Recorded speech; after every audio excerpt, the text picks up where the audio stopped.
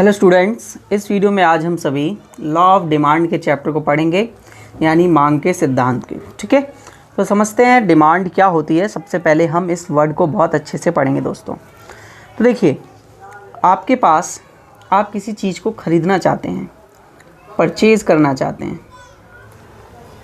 तो जब आप उसको परचेज़ करना चाहते हैं तो उसको परचेज़ करने से पहले आप देखते हैं कि उस गुड्स का प्राइस क्या है, मतलब उसकी कीमत क्या है। तो अलग अलग कीमतें जब होती हैं उस गुड्स की, कोई सा भी गुड्स ले लेते हैं हम। सपोज़ दैट हमने एक बुक ले ली, ठीक है। अब इस बुक के अलग अलग प्राइजेस पर, इस किताब के अलग अलग प्राइजेस पर आप इसकी अलग अलग क्वांटिटीज़ की डिमांड करेंगे। सपोज़ दैट मान लीजिए कि अगर इसका प्राइस 100 रुपये है और ये आपको काफ़ी मतलब सही लगता है कि हाँ ये मीडियम प्राइस है इसका, ये ना ज़्यादा है ना कम है, तो आप बोलते हैं कि मैं इसकी यहाँ पर 2 क्वांटिटीज़ जो है वो परचेज़ कर लूँगा। 2 क्वांटिटीज़ की क्या कर लूँगा, मैं परचेज़ कर लूँगा। आपके द्वारा ये कहा जाता है। क्लियर। अब मैंने कहा बच्चे कि अगर इसका प्राइस 150 रुपये हो जाए, अब आप इसकी कितनी क्वांटिटी ख़रीदोगे? तो आप कहोगे सर बहुत महंगी हो गई है, अब हम केवल एक ही क्वांटिटी इसकी परचेज़ करेंगे। फिर मैं कहता हूँ अगर बच्चे इसका प्राइस जो है वो कम हो जाए और अब इसका प्राइस ओनली 70 रुपीज़ हो जाए, तो आप कहोगे सर हम अब 3 क्वांटिटी इसकी जो है वो ख़रीद सकते हैं क्योंकि सस्ती है और हमारे बजट में ही आ रही है।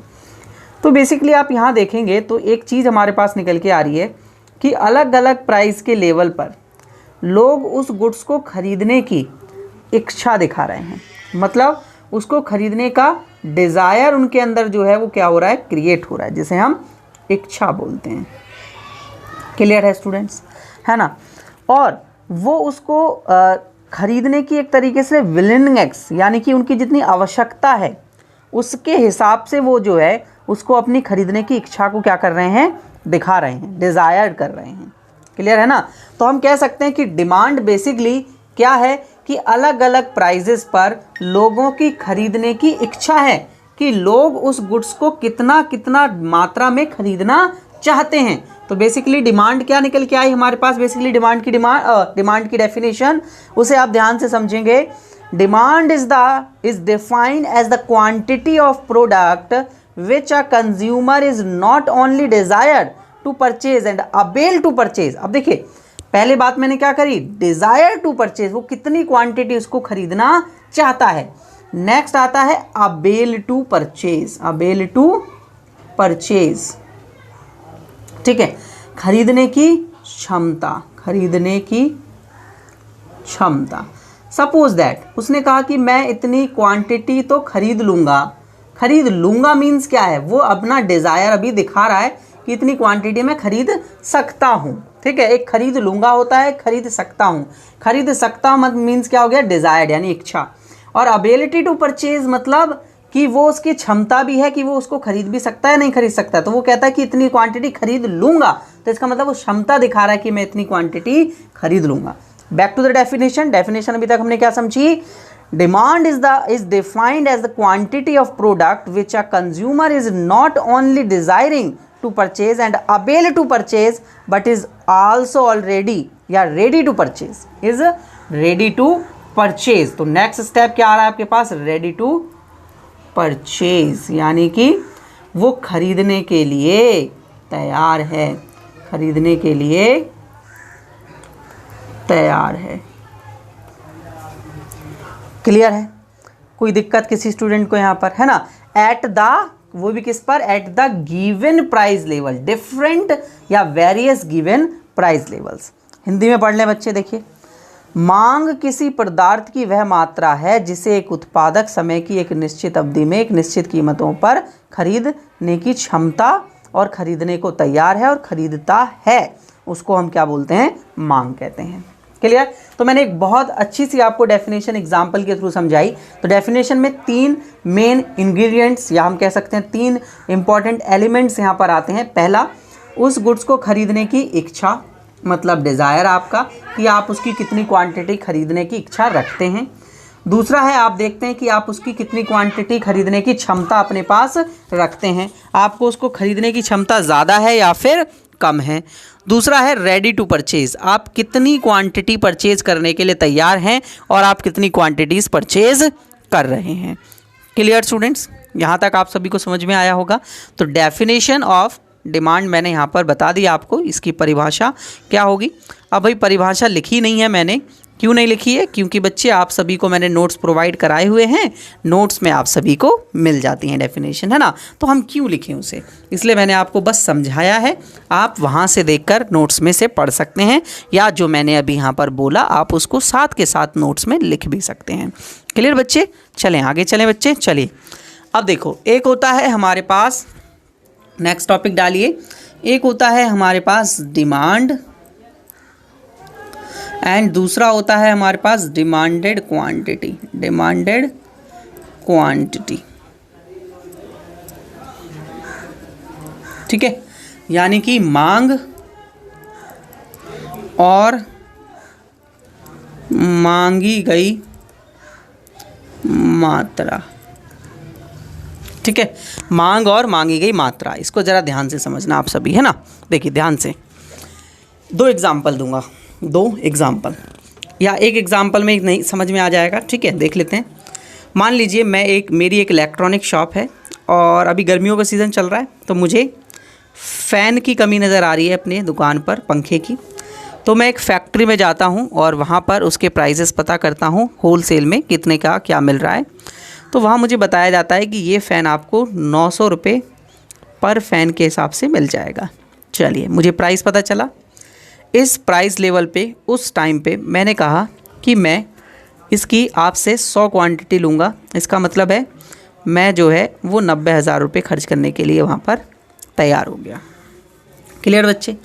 अब मैंने कहा कि अगर आपका प्राइस 900 रुपये है तो मैं उसकी 100 क्वांटिटीज़ खरीदने के लिए तैयार हूँ, 100 मात्राएँ खरीद लूँगा, 100 पंखे खरीद लूँगा आपसे। ठीक है, तो यानी कि इसका मतलब मुझे 90,000 रुपये खर्च करने पड़ेंगे, लेकिन मेरे पास अभी नहीं है। मैं नेक्स्ट डे आऊँगा और वो परचेज़ करके लेके जाऊँगा आपसे। चलिए, यहाँ तक हमें ये चीज़ समझ में आ गई। अब क्या होता है कि अब मैं अगले दिन जब जाता हूँ तो उसका प्राइस वो बोलता है सर प्राइस चेंज हो चुका है, अब प्राइस जो है वो 950 पर फ़ैन है, मतलब 950 रुपये एक फ़ैन का है। अब मुझे 100 पंखे खरीदने के लिए 100 पंखे खरीदने के लिए पहले के बजट के हिसाब से मैं कितने 90,000 रुपये लेकर आया था अपने साथ। अब 950 का हो चुका है, यानी कि 100 पंखे खरीदने के लिए अब मेरे पास 95,000 रुपये होने चाहिए बच्चे, है ना। देखिए, डिमांड की डेफिनेशन में सबसे पहली बात हमने कही डिज़ायर्ड, ये हो गया डिज़ायर्ड कि 100 क्वांटिटी खरीदूंगा। ये हुआ अबिलिटी टू परचेज़ कि भाई 90,000 हैं लेकिन 95,000 देने हैं, लेकिन नहीं है ना, तो 5,000 रुपये की क्या पड़ गई, शॉर्टेज। ये क्या हो गई, शॉर्टेज हो गई जो मेरे पास नहीं है। तो क्या अब मैं 100 क्वांटिटी खरीद पाऊँगा 950 के हिसाब से? नहीं खरीद पाऊँगा ना। मैं कितनी क्वांटिटी खरीद पाऊँगा बताओ? मैं लगभग जो है वो 90 क्वांटिटी 95 क्वांटिटी के आसपास जो है वो ख़रीद लूँगा, है ना। तो मैं लगभग 94 पंखे खरीद पाऊँगा, लगभग अप्रॉक्सीमेटली मैंने बता दिया 94 फैंस जो है वो परचेज़ कर पाऊँगा। क्लियर। अब देखिए दोनों को डिफरेंस समझिए दोनों में। डिमांडेड क्वांटिटी क्या होता है, एट लिख देता हूँ मैं, डिमांडेड क्वांटिटी क्या होती है, यानी कि मांगी गई मात्रा। तो मांगी गई मात्रा बेसिकली एक फ़िक्स टाइम पीरियड में, ठीक है, कोई भी फ़िक्स टाइम पीरियड में लोगों के द्वारा, फिक्स्ड टाइम पीरियड, निश्चित समय अवधि, एक निश्चित समय अवधि में लोग जितनी मात्रा खरीदने की इच्छा रखते हैं, ठीक है, खरीदने की इच्छा ही लिख रहा हूँ खाली मैं, विलिंगनेस टू परचेज, उसको हम क्या बोलेंगे, क्वांटिटी डिमांडेड। तो क्या बताया मैंने आप सभी को, क्वांटिटी डिमांडेड क्या होती है, क्वांटिटी डिमांडेड होती है कि एक गिवन फिक्स टाइम पीरियड पे, मतलब जब वो उस दिन पंखा लेने गया था मैं, उस वक्त एक फ़िक्स टाइम पीरियड पर उस समय मैंने तुरंत से कहा था कि मैं जो है वो उसकी 100 क्वांटिटीज़ ख़रीदने की इच्छा रखता हूँ, मतलब मैं ख़रीदूँगा। लेकिन ख़रीदूँगा वो एक अलग वर्ड आ गया, क्योंकि अभी मैंने इच्छा रखी है, ख़रीदा तो नहीं था उस वक्त, है ना। तो ख़रीदने की इच्छा कितनी थी? 100 क्वांटिटी। तो हम कह सकते हैं एक निश्चित समय में एक फ़िक्स्ड प्राइस पर, एक फ़िक्स्ड प्राइस पर, यानी कि निश्चित कीमत पर, निश्चित कीमत पर, निश्चित कीमत पर खरीदने की इच्छा को मांगी गई मात्रा यानी क्वांटिटी डिमांडेड कहते हैं। और फिर डिमांड क्या किसे कहते हैं सर, ये भी बताइए। डिमांड डाल लीजिए बच्चे। मांग, मांग होती है वस्तु की विभिन्न कीमत पर, at various level of, various level of price of a good. ठीक है, वस्तु की विभिन्न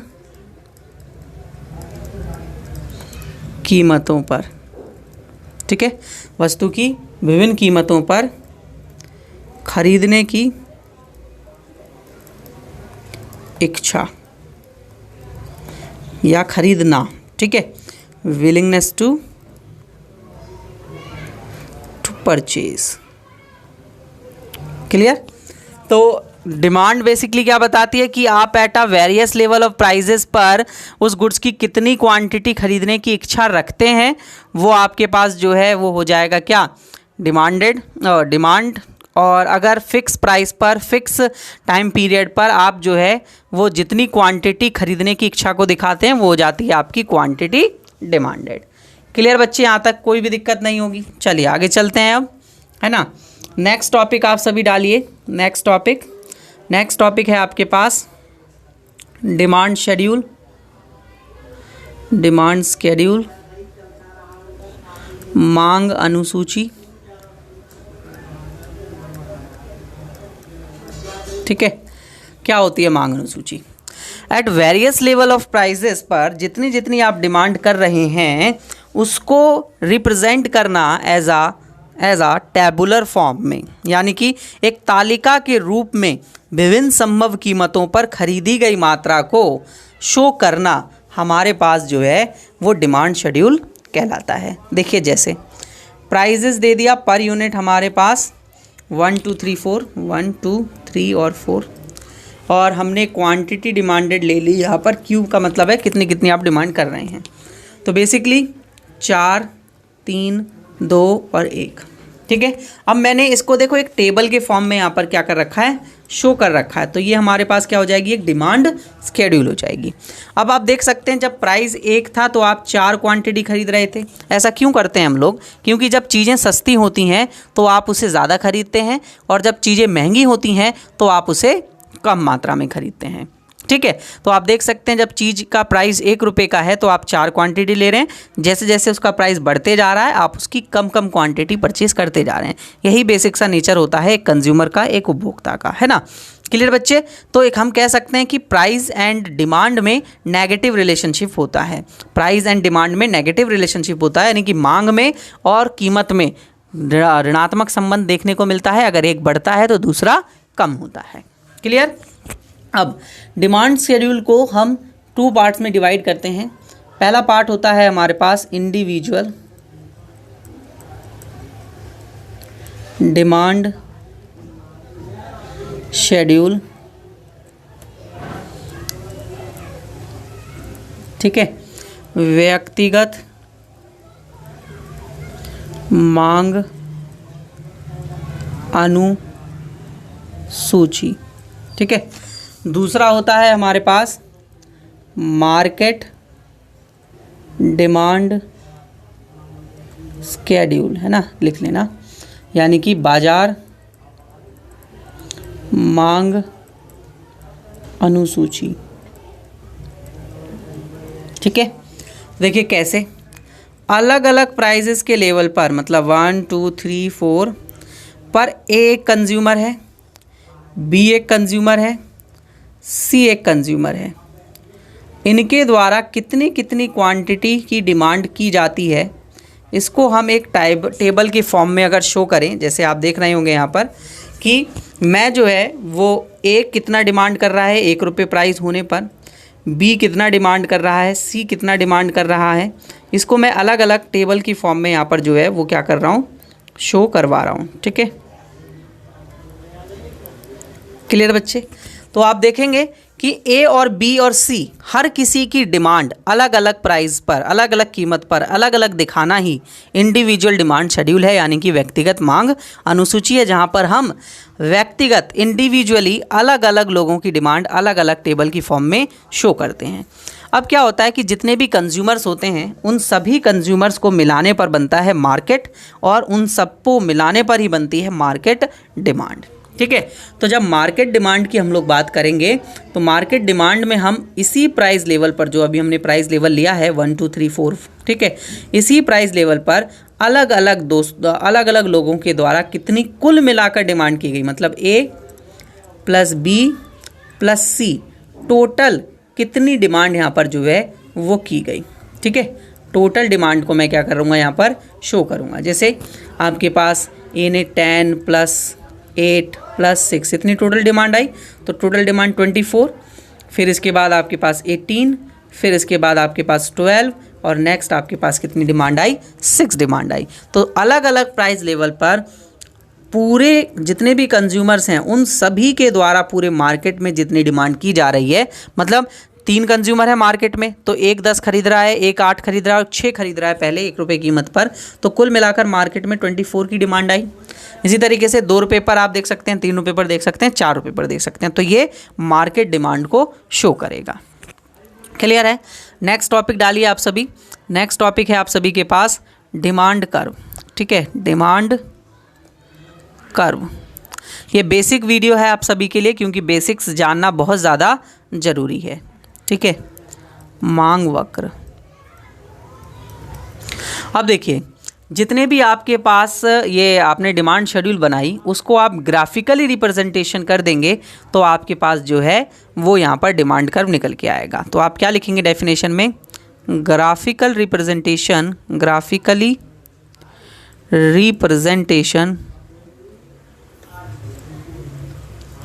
representation of demand schedule are called demand curve.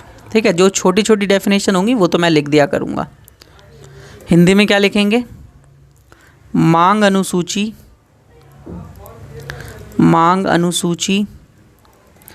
का चित्रीय प्रस्तुतिकरण,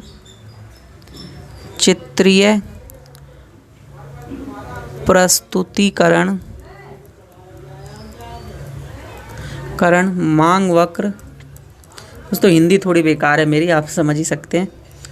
मांग वक्र, तो स्पेलिंग अगर गलत हो जाए तो माफ़ करना, मांग वक्र कहलाता है। ठीक है बच्चे, क्लियर? तो हमारे पास डिमांड कर्व क्या कहलाता है, graphical representation of demand schedule.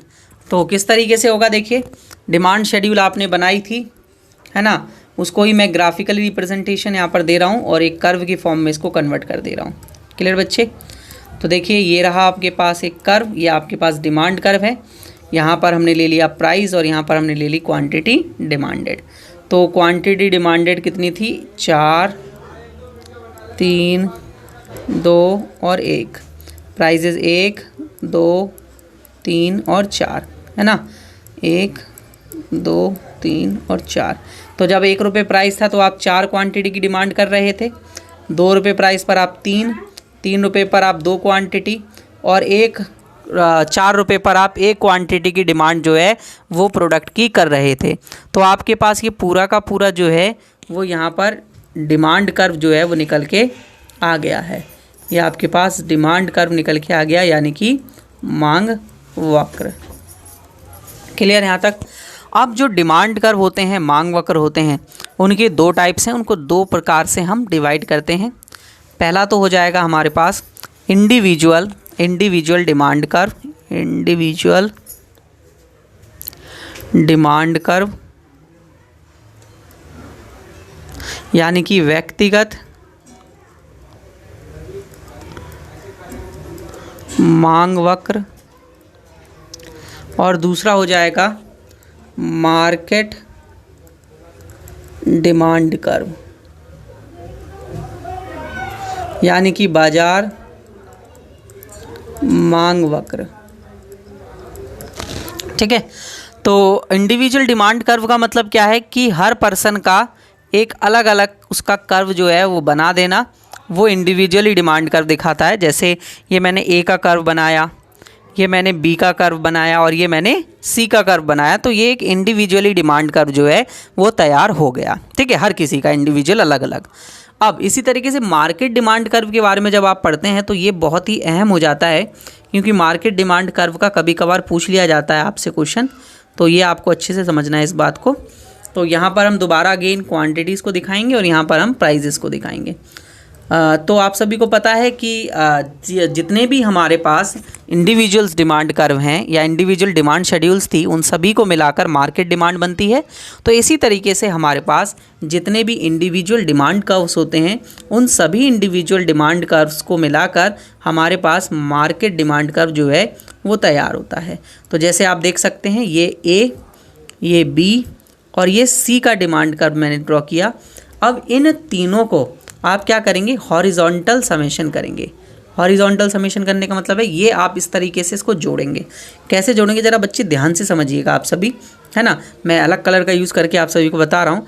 तो इस लाइन पर आप जो है वो इतनी क्वांटिटी सी की जोड़ लेंगे और फिर इसके बाद देखिए अलग कलर दोबारा, क्योंकि आपको अच्छे से समझ में आना चाहिए। फिर इसके बाद इतना यहाँ से लेके यहाँ तक जो भी मैंने पीले कलर से ड्रॉ करी, यहाँ से यहाँ तक आप बी की जोड़ेंगे हॉरिजॉन्टली, है ना। फिर इसके बाद आप सी का जोड़ेंगे, तो यहाँ से यहाँ तक पूरा जो सी का जा रहा है वो आप सी का जोड़ेंगे। तो जब आप इन तीनों को जोड़ लेंगे, इनका समेशन कर लेंगे, तो आपके पास इनको जोड़कर कुछ इस तरीके से इतना जो है वो टोटल हो जाएगा। जैसे मैं शेड्यूल में ले चलता हूँ आप सभी को, इसका 10 जोड़ा आपने, इसका 8 जोड़ा, इसका 6 जोड़ा, तो आपके पास 24 आया ना। इसी तरीके से आप इन सब का जोड़ेंगे तो यहाँ पर ज़्यादा क्वांटिटी आएगी। ज़्यादा क्वांटिटी आएगी तो आपका जो डिमांड कर्व है वो कुछ इस तरीके से बनेगा। ये कुछ इस तरीके से आपका जो है वो डीएम तैयार होगा। DM means the market demand curve, है ना, यानी कि बाजार मांग वक्र। क्लियर बच्चे, यहाँ तक कोई दिक्कत किसी बच्चे को नहीं होनी चाहिए ना बच्चे, अच्छे समझ में आ रहा है आप सभी को।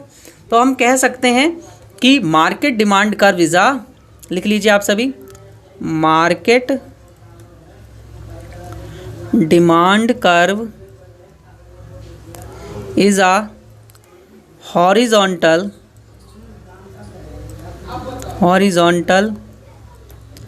summation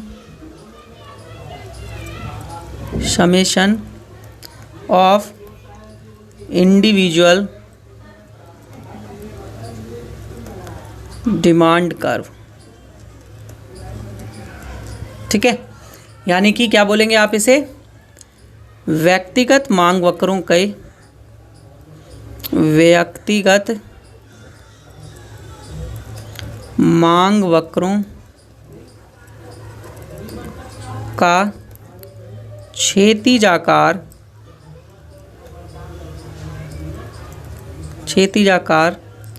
जोड़ बाजार मांग वक्र कहलाता है। क्लियर बच्चे, तो इस लेसन को आज हम कंप्लीट करते हैं। लगभग हाफ एन आवर का जो है वो लेसन हो चुका है और आप सभी ने इसमें जो है वो डिमांड को पढ़ा, जो कि आपको समझ में आ गया होगा, है ना। और ज़्यादा जानकारी के लिए आपको इसी तरीके के और लेक्चर्स देखने हैं तो आप जो है वो अध्ययन क्लासेस ऐप को डाउनलोड करेंगे। अध्ययन क्लासेस ऐप पर आपको सभी लेक्चर्स मिल जाएंगे। और अगर कोई दिक्कत आती है आप तो मुझे जो है लिंक डिस्क्रिप्शन में दिया हुआ है वैसे इस ऐप का, और अगर आपको कोई दिक्कत आती है तो आप मुझे इस नंबर पर ज़रूर कॉन्टैक्ट करें कि कैसे हमें जो है लेक्चर्स परचेज़ करना है और किस तरीके से लेक्चर्स हमारे लिए हेल्पफुल होंगे। इस वीडियो में हमने डिमांड कर्व के बारे में पढ़ा और फिर इसके बाद हमने डिमांड शेड्यूल पढ़ा। ठीक है, डिमांड शेड्यूल के बारे में पढ़ा, फिर हमने डिमांड कर्व के बारे में भी पढ़ा। ठीक है, और डिमांड और डिमांडेड क्वांटिटी में हमने डिफरेंस को देखा। ठीक है बच्चे, तो देखिए फिर नेक्स्ट क्लास में मिलते हैं और इसके बाद हम डिमांड को इफ़ेक्ट करने वाले जो फैक्टर्स हैं उन सभी को पढ़ेंगे। चलिए, वीडियो अच्छी लगी हो तो वीडियो को लाइक ज़रूर कर दें सभी दोस्तों, और इसी तरीके के और वीडियोस लेक्चर देखने के लिए जो है चैनल को सब्सक्राइब कर लें, क्योंकि अगर आप एक न्यू व्यूअर हैं तो मेरे चैनल को सब्सक्राइब कर लें, क्योंकि इसी तरीके की वीडियोस मैं आप सभी के लिए बनाता रहता हूं। अगर कोई सजेशन है मेरे लिए तो आप कमेंट ज़रूर करें, और अपने सभी दोस्तों के लिए आप वीडियो को ज़रूर शेयर करें ताकि वो भी हमारी वीडियोज़ देख पाएँ। क्लियर स्टूडेंट्स, चलिए नेक्स्ट वीडियो में मिलते हैं, तब तक के लिए बाय बाय।